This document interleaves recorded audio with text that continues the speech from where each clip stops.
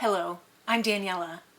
Today's video is a video on tips on how to create a thrifted ghost painting. Now perhaps you've heard of the trend on TikTok. The hashtag is ghost trend, and the trend is where people go to a thrift store and acquire a painting, or you can use one that you already have. You take it home, take it out of the frame, and repaint it. You might just paint in a simple ghost somewhere, and it might be a very subtle nod to Halloween. Or you might change the entire painting, covering it with Halloween images and ghosts.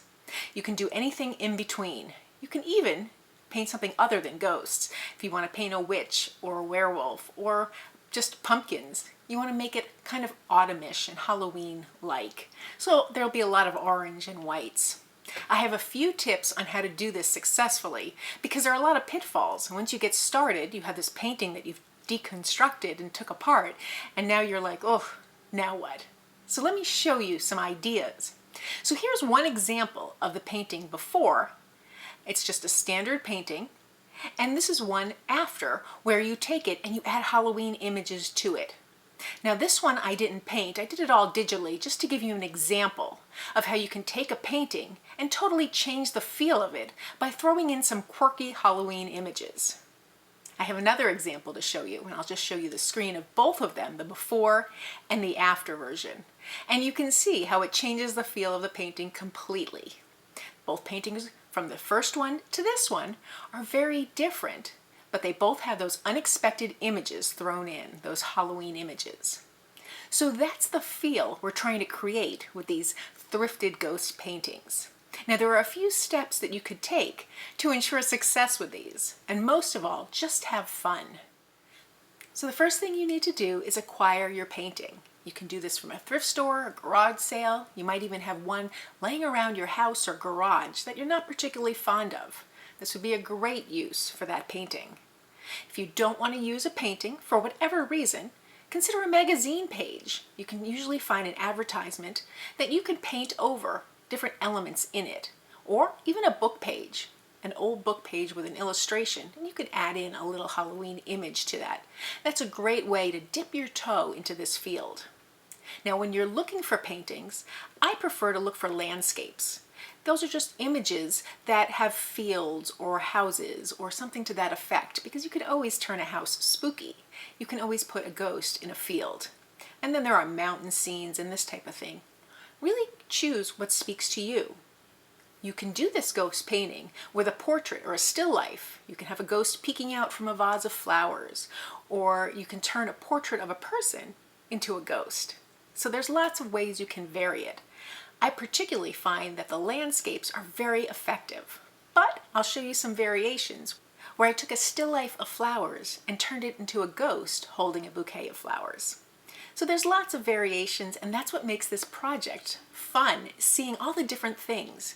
No two will look alike, and these are not mass-produced, so there's something charming about that. After you have your image and you've planned your loose design, choose one or two elements that you want to add to your painting. You can transfer a person into a ghost, you can stick a ghost behind a tree or in a field. Perhaps you want to add a black cat or a pumpkin. So therefore you have 3 images that you can add. I like to start with just one image, and from there I'll expand as I think is appropriate for that painting. Sometimes adding just one image is perfection, and you want to stop there. And sometimes you want to go to town and change every element in that painting to be Halloweenish or ghostly. Go ahead, have fun with this. After you have your image painted, your first ghost or your third, whatever image you want, take a feel for the painting. Is your ghost completely different than the painting? The color scheme, the brush strokes. Maybe you started with a very painterly image and you have a very precise image. If you like it, you can stop there. But you might want to give a feel to matching and mimicking the feel of the painting. So that might mean adding more brush strokes to your ghost, or that might mean adding different colors, or putting a brown glaze over your painting to unite it. Those are just some things you can do. If you don't want to unite your piece to your existing painting, well, just change the entire painting like I did in the example today that I'm going to show you. And that's fine too. Anything goes with this as long as you enjoy the process. Now, one of the things that are very difficult is when you start the process, you're a little apprehensive about adding paint to an existing painting, particularly if it's on a large scale. In the video, I show you what I do using a sheet protector to plan my design. It's just a quick little tip that you might find helpful. And another tip when I'm painting ghosts is I like to start with my ghost with a darker color. Most people dive in and start painting their ghosts white, and that's perfectly acceptable. But I like to paint my ghost a little darker and then add white highlights. I think it looks very painterly, I think it adds the highlights that are nice, and it adds dimension to the ghost. Now, I've noticed in a lot of these images, people make their ghosts completely opaque. The ghosts are adorable, but you might consider making the ghost transparent, so adding fewer coats of paint, just to see something through the ghost. It just gives a little more ethereal image. So let me show you how I created my painting and all the steps that I took, and how I paint a ghost. I take out my sketchbook and show you a few versions of that as well. So here's another painting. Sorry about the glare from the glass here. I'm going to flip this over right away to show you. So this is the back of the painting. It's very much of a common thrift store painting. It has these little staples along the edge. So what you want to do is pry those staples up, but keep them in the piece if you can. So I just use a tool here just to press them up. And I'll do that all the way around the frame here just to get the back of it out. So here's the painting. Now this one is not a separate layer, it's attached to the cardboard. And this actually isn't glass, it's plexiglass. So I can probably just get rid of that altogether. I'll keep the frame, and maybe I'll use the plexiglass ultimately, but I'll just set that aside. And now I'm ready to work on this painting. So I'll just zoom you in a little closer. You want to look at the exact painting that you have. Landscapes are preferable, at least to me, but they're not required. This painting is not in the greatest shape. You can see some little dingy spots throughout it, but it's not going to bother me at all. What I want to now do is look at the composition. First thing that stands out to me is the colors. So the colors are pinks and purples and blues. And I want this to have more of an autumn theme. So I want those reds and oranges. So it's very cool and I want to make it very warm. So I pulled out my paints, my reds and oranges, yellows, and then my blacks, whites, and grays for the ghosts. So for this particular composition, I have 3 chairs that appear to be looking at the waterway here. And I have this foliage. I'm going to keep this same framework and I'm going to turn it into a sunset. So these 3 chairs are going to be looking at the sunset. So that requires me to change the colors of the sky. And then when I'm changing the sky colors, I want to add a little reflection in the water to make it look like it's sunset, maybe a little darkness too. I'm going to change these flowers from blues and pinks and reds to reds and maybe some purples and oranges. Nice fall colors. And then I think I'm going to put 3 ghosts, just the back of them. We won't really see the face. Maybe we'll see the side of 1 or 2 of the ghosts looking at the waterway. And I think I'm going to have the ghost with interesting hats, maybe a witch's hat or a party hat or something along those lines. I just think that might be cute. So to start, I'm going to play with that sunset first of all. So I've painted the sky here. I added a sun for the sunset and changed the colors a bit. I redid the water as well. And now I'm going to add a little more of the reflection from the sky. I also changed the colors of the little foliage here, the flowers. I kind of made them fall colors. And after I did that, I realized that the ground was too light. I just sponged it with some gray and black. And I'll still continue to play with this some more. I wanted to change the texture tremendously and the overall feel. I also don't really like this blue, but I'll worry about that later. So right now I'm about 40% complete with the painting, more or less, and this is where it starts to get really finicky with the detail work. So let's jump right in and start making this a ghost painting. I want to start adding my ghosts. So I have an art journal here where I've just sketched a bunch of ghosts, and this just gives me an idea. They're very simple, very easy to make. Again, I'm using my craft acrylic paints here. But I'm not always sure that I have the right placement for them. And to jump right in with some white paint is can be a little nerve-wracking. So what I like to do is just take a clear, this is a page protector, the one you put in a 3-ring binder, and I can put it right over where I'm thinking of putting the ghost. And from there I take my paint, and this is just an off-white. It's a little bit of a light gray. I like to add the gray as my first layer, and then subsequent layers add white to make the ghost. But so for here, I would just audition it. So I put my page protector here in any formation. I'll do it this way so that I can still play around with it for the others. And I can just kind of paint the ghost like I think it'll go. And he's going to kind of show through the chair. Again, this is just a very rough sketch of how I would do it.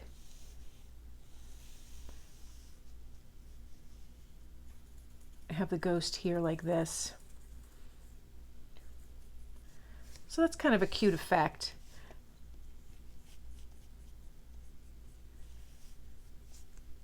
So that kind of works for me. I can also play around with exactly where I want it on the chair. I think actually over a little further is cute. This would be a nice spot for a hat. I can play around with what I want to do with these as well. I think I'll add another ghost here. So I'll have that one there, and I could cut this out if I wanted, but I'm totally fine just leaving a little bit on the paper here. Maybe I'll make a smaller ghost.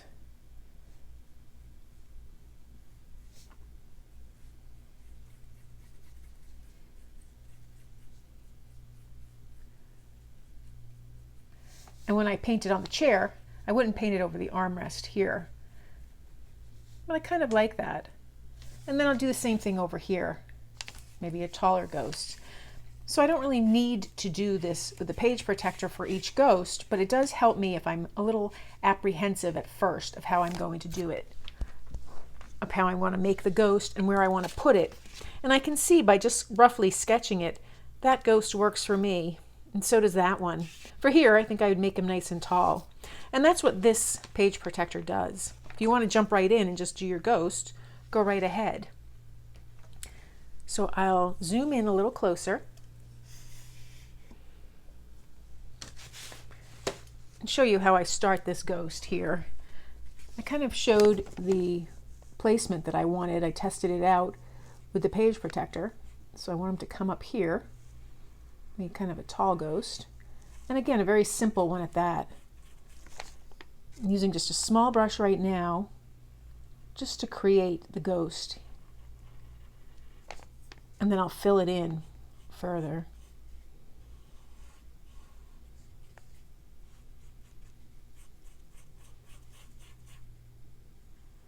Now I don't mind this off-white chair. I think I might shadow it a little more with some grays. So I'm not really worried about painting over that chair. If I was going to paint over that chair, I think I would do it after I painted my ghost. And I still can always reserve the right to change that and decide I want to paint it. So I'm actually going to make the ghost just a little bit taller.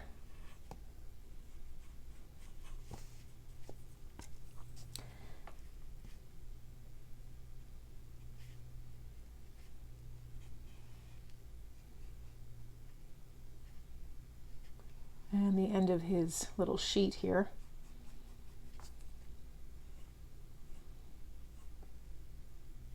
And I just take my time and finish this off. I want to make sure I get in here where you'd see the ghost if he was sitting down. You'd normally see somebody's clothing.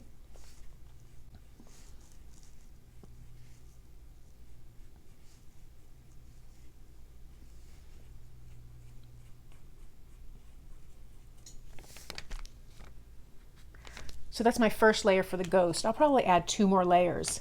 I'm going to jump right in, speed this up, and paint the other 2 ghosts in the other 2 chairs.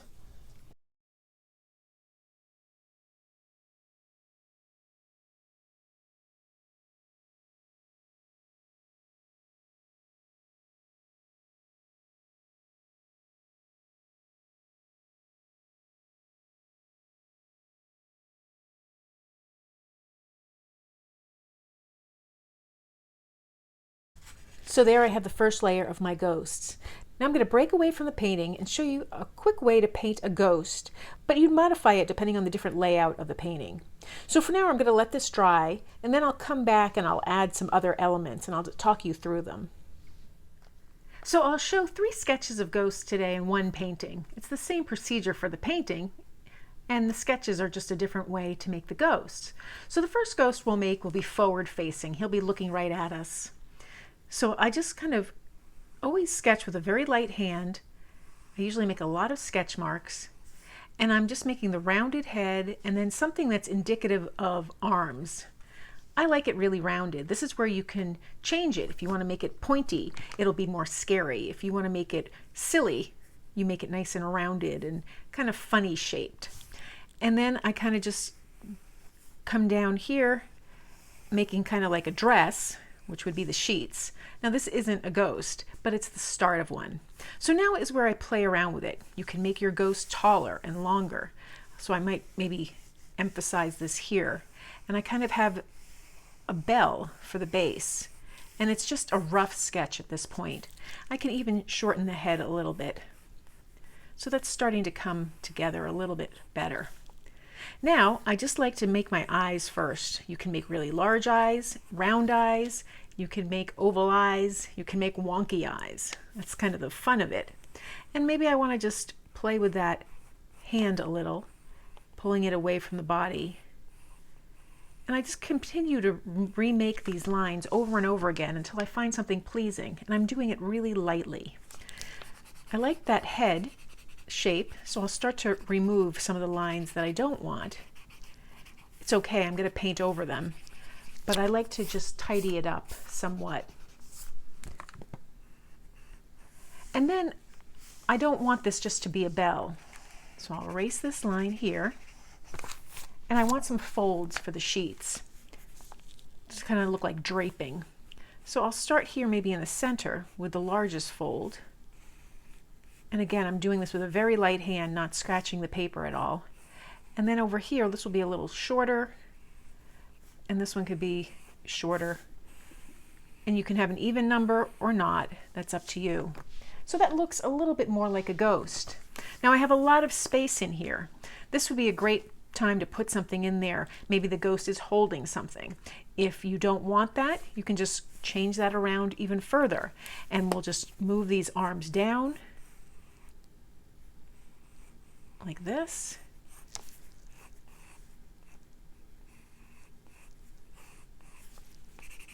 Erase the head and move that down further as well.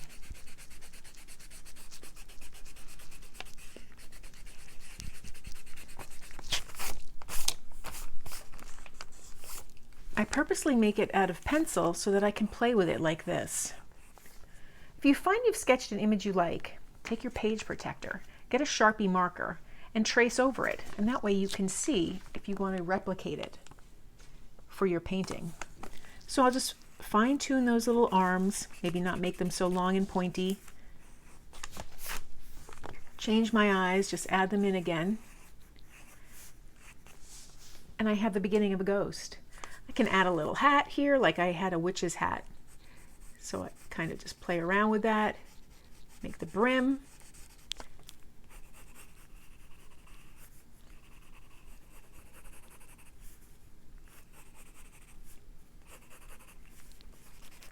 And so there I have a witch's hat for my ghost. Again, I can tidy that up. And now it's ready to paint. The other 2 ghosts are a little easier. We'll do a flying ghost. So again, I kind of make like a little paisley pattern, a curved teardrop. I do this again out of pencil. And then after I have the ghost, I can decide if I want to add arms. So I can add some arms, so like he's flying. And then maybe I want to make this tail a little bit longer and rounded. Again, if you have points on your ghost, he looks a little scarier. If you have it rounded, he's kind of a silly, fun, whimsical ghost. You can also add features of other creatures to your ghost. You can make these look like bat wings. You can add butterfly wings, anything like that. And then I'm going to add the eyes and maybe a little smile on this guy. And lastly, our final ghost is just going to be a very simple ghost without these kind of sheet ruffles here. You can make a Pac-Man ghost, or you can just make a ghost kind of like a bell, and then you add your eyes. You can add your mouth like he's howling. You can make it look like he's smiling just by changing it.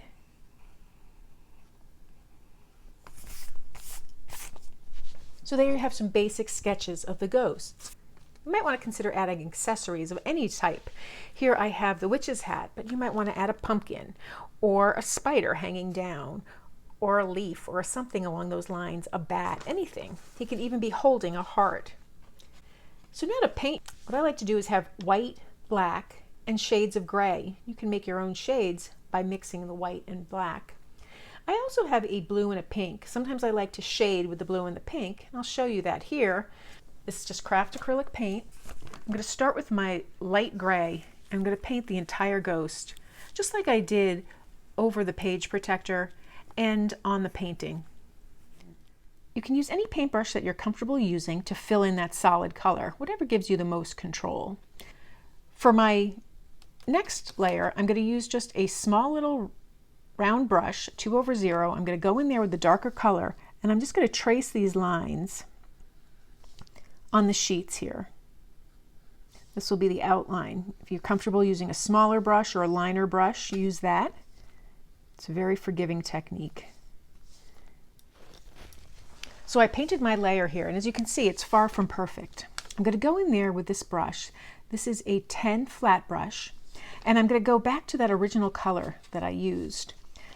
I like to just paint it on the brush and get a sharp edge, and then I'll just come over right to the edge and just bring it along, tidying up the edge.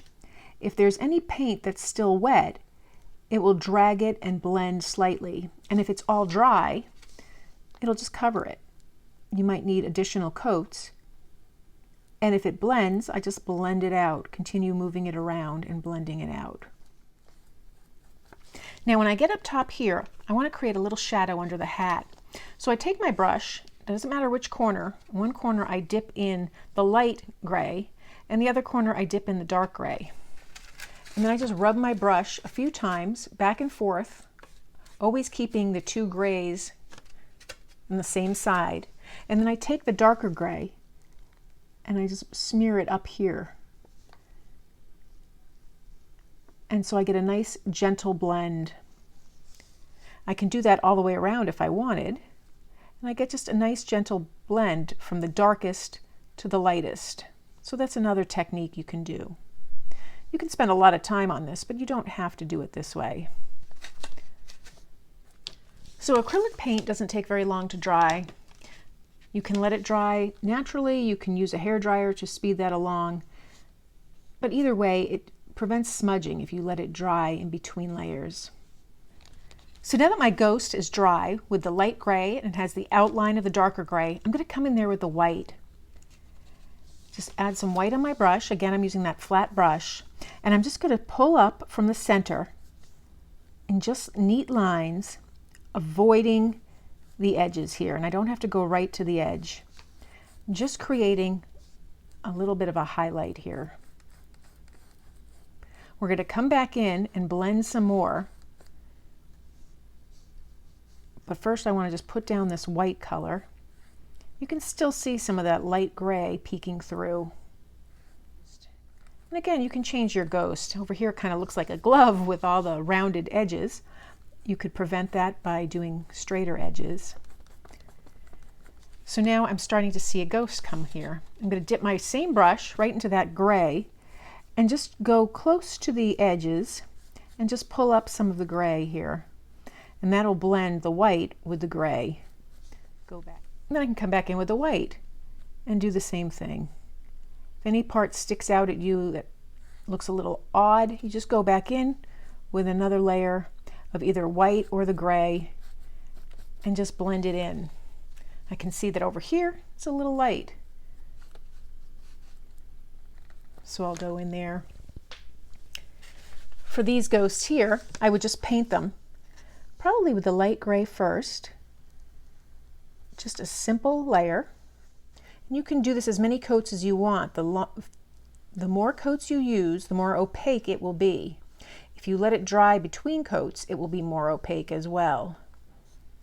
And then I like to go right in the center with some really light white. So that's another version. I don't like my ghosts to be pure white. Now for this ghost though, I'm going to take a little bit of blue and just create a border. I'm not going to go around the entire ghost. Then I'm going to take some white and just blend that in right with the blue, working that around. After I have that down, but while it's still wet, I'll go in with a larger brush and just blend it all out. And this just creates a little shadow and a little highlight. Can even come in there with a little white right on top of the ghost. If I have any blue on my brush, it just smears it right in and it looks adorable. You can take a little more blue if you want and just run it up the ghost. And again, if it's too blue for you, you go in with the color and go over that color a little bit more with either gray or white. I personally like the effect of having different colors for the ghosts. Now once these layers are dry, we can add our accessories, our eyes and mouth and hat. So now to paint the hat, even though it's typically a black hat, I like to have a little bit of highlights, and I'll either use a lighter gray or even a purple as the highlights for the hat. So I'll start with the purple and I paint it on the area that I want to be the lightest of the hat. I'm going to go on the left side here. I'll also take that brush and paint the brim. Paint the entire brim with this purple. And I can even make the hat purple. But then I'll take the black, just because that's what I want to do here, and paint the other side of the hat. Again, I'll take that brush and paint the bottom of the brim. I'm going to switch brushes now to that flat brush again, and I'm going to really load it with just the black here on one side. And so then I'll just brush it across.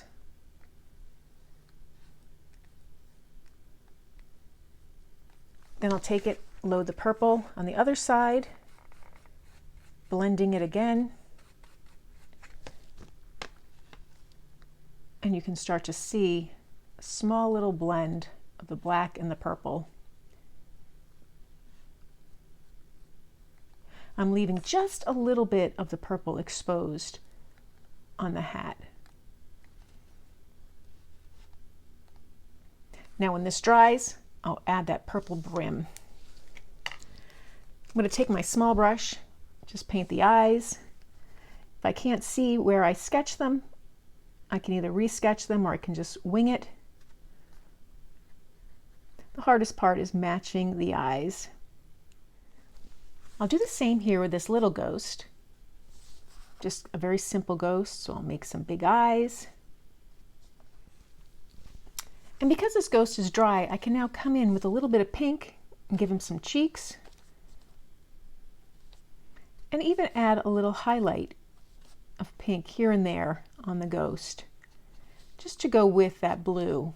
I can even take the blue, tidy up a little here. It doesn't make formal sheets and formal folds like this ghost, but the little highlights really show up. And depending on the thickness of the brush you use, you can get a different effect. So really there's nothing wrong here. It's just about playing.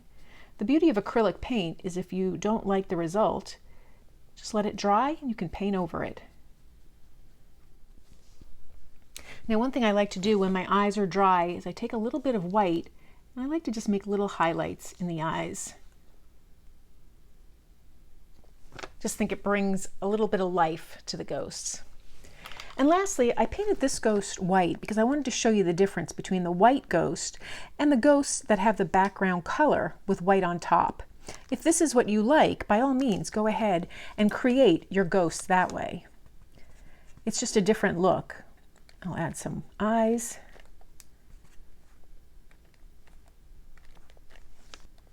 little cheeks. We'll make him happy, and then I can take that blue and just add a few little highlights here and there, a few little shadows, just some pops of color. A little unexpected. I can even go in with the purple and just add a few as well.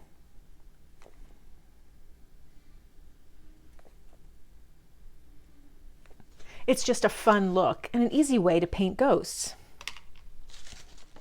So now back to my ghost painting here, I can decide how opaque or how translucent I want the ghost to be.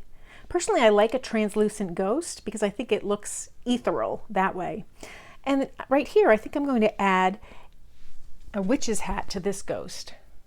I think if I add it to this one, it'll compete with the sailboat. A little one, I'm not really sure what I'm going to do there. So I'll play around adding some features to the ghosts. And then the last step will be to add accessories to my painting that'll make it look Halloween-y. That might be a pumpkin here, or maybe a little bat, or a witch in the sun, or a creepy crawly somewhere. So I'll finish the ghosts, shade the chairs a little bit, and then we'll see where we're at. All right, so this is the next stage of the painting. I have my ghosts, they have their hats. I've made them the opacity that I want. You can see a little bit through. I like that look. If you don't, feel free to make another coat of paint or another two to get the look you want. Now I added some hats. This makes it kind of whimsical. I have like a little party hat here, and again I echoed the colors from the sunset. I have the witch's hat with the little purple highlights, and then, because we're from Tampa Bay, I have a little pirate's hat. I thought that was very cute for the little kid. I could stop my painting here, but I'm not done yet. I like to add a few more accessories from Halloween. So I think I'll have like a little spooky spider hanging down from one of the chairs, and maybe a pumpkin somewhere else. And I want to put bats. So I'll paint on the canvas, add those things, see if it needs anything else, see if there's something that really speaks to me on the painting, and then we'll go from there.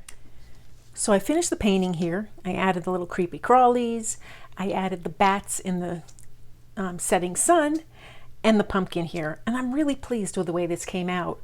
Ultimately, I decided not to paint the little blue border.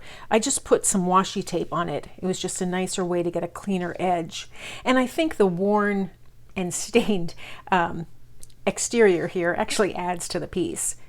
If I wanted to, I could go over it with a glaze, and that would kind of unify the piece. But I really like it vibrant. That's kind of what I'm drawn to, is that vibrancy. So I'm going to pack it back up into the frame, and it'll be all set.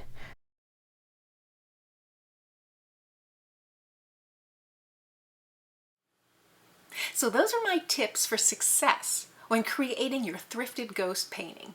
Now I must warn you, it is very addictive. I've made 3 so far, and I can't stop. I have a giant one that I can't wait to get started. That's the end of my list. When I get all my work done, I'll pull out that painting and start working on it.